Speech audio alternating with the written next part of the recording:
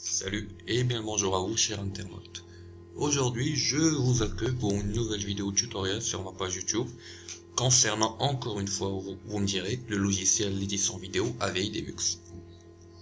Je vais effectivement vous présenter le moyen d'appliquer plusieurs filtres partiellement sur une vidéo, vu que ça m'a été demandé via un commentaire. Voilà, je me suis dit que j'allais en faire une vidéo et que ça allait servir pas mal de gens. Alors, de part partiellement, que veux-je dire? Je veux tout simplement dire que vous aurez la possibilité d'appliquer un filtre sur une zone précise d'une vidéo, une partie précise, sans que cela n'affecte toute la vidéo.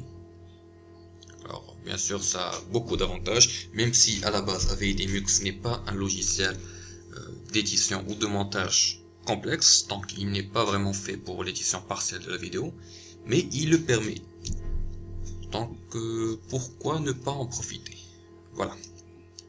Comme à mon habitude, je vais prendre un exemple concret pour illustrer le tutoriel. A tout de suite. Alors la vidéo en question, la voici. C'est un documentaire qui résume un petit peu l'histoire de Linux, de GNU Linux plutôt. Donc, première chose à faire, bien sûr, ouvrir sa vidéo dans AVI Demux, ce que j'ai déjà fait. Deuxième chose à faire, et c'est une étape certes chiante, certes très fastidieuse, mais très importante. Il faut délimiter les zones où on veut appliquer nos filtres. Alors, pour l'exemple, dans ce tutoriel, je ne vais pas appliquer un grand changement ou un changement très complexe. Donc je vais utiliser des filtres très standards. Donc le premier filtre que je vais appliquer, c'est que je vais tout simplement cacher le visage de ce petit bonhomme là en appliquant une boîte englobante. J'avais déjà fait un tutoriel là-dessus. Seule petite subtilité, c'est que voilà, donc sa tête bouge à un certain moment. Donc ce que je vais faire, c'est que il faut que j'applique la boîte englobante dès l'apparition de ce petit personnage, donc pendant toute cette partie, et dès qu'il change de position, il faut que je change la position de ma boîte englobante, un petit peu comme si elle suivait la tête du petit bonhomme. Voilà. Deuxième filtre, ce que je vais appliquer, je vais tout simplement diminuer le contraste dans cette partie-là, de telle sorte que disons que je vais simuler un effet de nuit, tout simplement. Alors, ces filtres-là sont juste à titre d'exemple, le principe est le même pour tous les filtres. Donc, si vous arrivez à appliquer ce que je vais vous montrer dans cette vidéo tutoriel, vous serez capable d'appliquer tous les changements que vous voulez. Voilà. Alors, première chose à faire, bien sûr, il faut aller dans la catégorie filtre qui est grisée. Il faut choisir un codec en premier lieu, donc je vais choisir du XV8. Voilà, le bouton filtrer maintenant.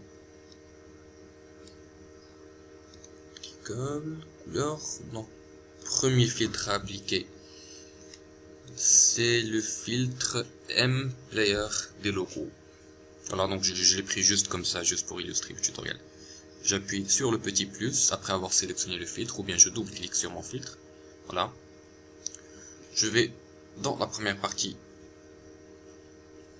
où le petit bonhomme apparaît. Et là, bon, vu que j'ai déjà testé avant d'enregistrer la vidéo, je connais un petit peu les coordonnées, ce qui fait que là, je vais mettre le 122 ou 74. Et la taille de la boîte englobante, ça va être de 114, 134. Voilà. Band, je ne change pas, ça m'importe très peu. Voilà, donc je valide.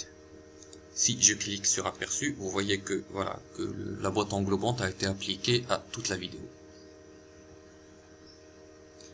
Ce n'est pas ce qu'on veut. Je reviens sur filtre, je clique une fois sur le filtre que je viens de configurer, puis je clique sur le bouton partiel. Après avoir cliqué sur le bouton partiel, là est la subtilité de la chose. Il faut trouver l'image de début et l'image de fin de la zone qu'on veut isoler. Alors c'est un petit peu, c'est même très fastidieux à faire. Donc je vais tout simplement aller grossièrement dans la, voilà, dans la partie où le personnage apparaît, puis je vais par image clé essayer de trouver la première image clé, pardon, où la tête du personnage va apparaître. Alors je vous laisse bosser là-dessus. Moi je l'ai déjà trouvé, ça va être l'image 622, voilà, ou un petit peu plus, je pense. Et bravo, donc disons 630, voilà. À partir de cette image là, je veux que cette tête là soit floutée jusqu'à, disons, 1005, jusqu'à l'image 1005, voilà. Parce que si je vais à l'image suivante, vous voyez que il fait un petit mouvement de la tête. Ok, donc jusqu'à l'image 1005, je reviens sur le panneau des filtres. Encore une fois, je clique sur mon filtre, j'appuie sur partiel, je rentre donc les images, 630 pour l'image de début et 1005 pour l'image de fin.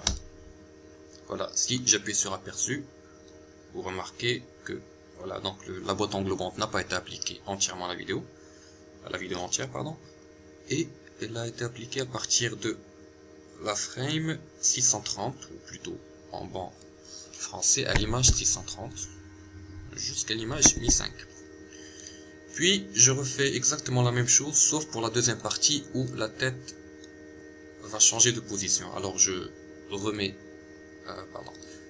donc un autre emblaire des logos. Voilà. Même chose pour la taille, ça sera la même chose que la précédente, donc 134. Voilà. Je me positionne à un moment où la tête est, voilà, est en mouvement. Et là, je positionne ma boîte englobante. Donc, bon, encore une fois, j'ai les coordonnées. 192, 74. Non, pas toi.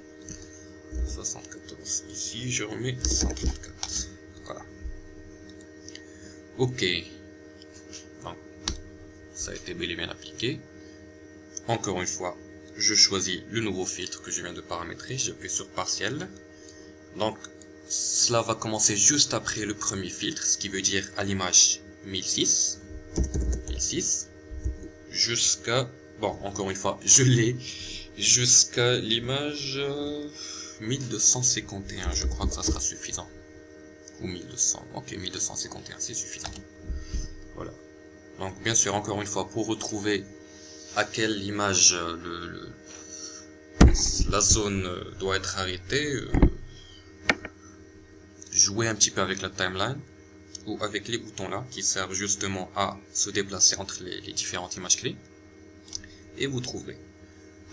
J'appuie juste sur aperçu pour voir. Voilà, donc là où la tête est en mouvement, vous voyez que la boîte englobante a changé de position. Bon, ce n'est pas très flagrant, mais elle a bel et bien changé de position. Ok, deuxième filtre concernant le contraste. Alors je vais le contraste, donc je vais dans la catégorie couleur, je vais choisir, voilà, contraste, moins clair. Je vais encore une fois grossièrement sur la partie où je veux appliquer le filtre.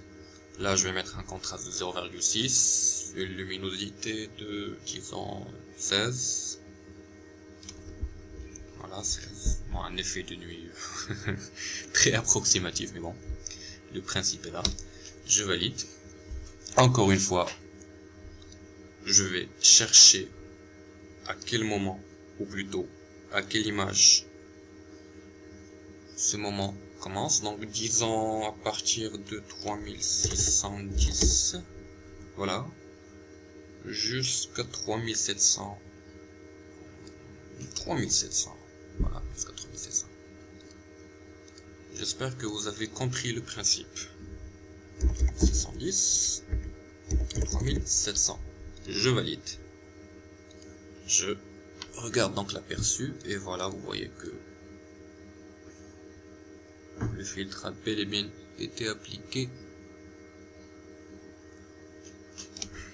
là où on voulait. Ok, donc il ne me reste plus qu'à valider, et puis à exporter ou plutôt enregistrer sa vidéo. Donc encore une fois, désolé si je me répète, mais le principe reste le même. Vous choisissez en premier lieu le filtre à appliquer, vous appliquez le filtre, vous le configurez, puis vous choisissez ce filtre en question et vous cliquez sur partiel pour délimiter disons, la partie où le filtre va être appliqué. Voilà, c'est aussi simple que cela. Ok, maintenant que tout est fait, je vais tout simplement enregistrer 10 ans sur le bureau, même si c'est quelque chose que je ne fais jamais et que je ne vais pas faire maintenant, parce que je n'aime pas faire ça. Je vais sur temp, je renomme ça vidéo traitée, voilà. Ok, encore une fois, ne pas oublier l'extension MP4. Attendez. Voilà, désolé.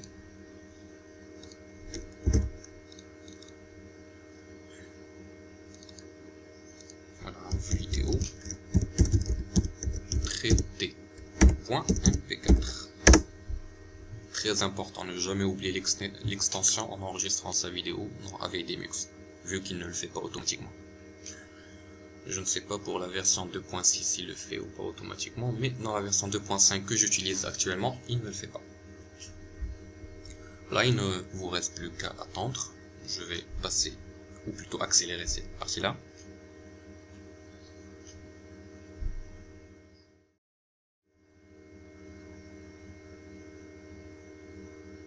Voilà, donc la vidéo a été traitée avec succès. Je valide. Je vais juste m'assurer du résultat final.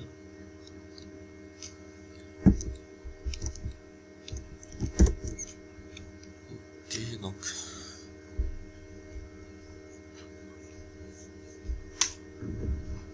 Tonight with Jill and a show. Voilà, donc la boîte englobante a été appliquée au bon moment.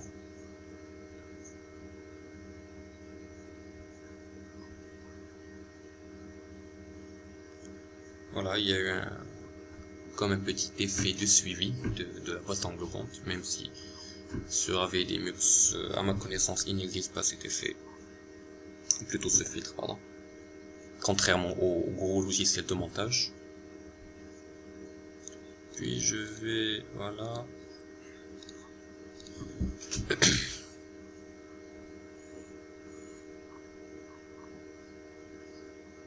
Ok, donc pas de souci.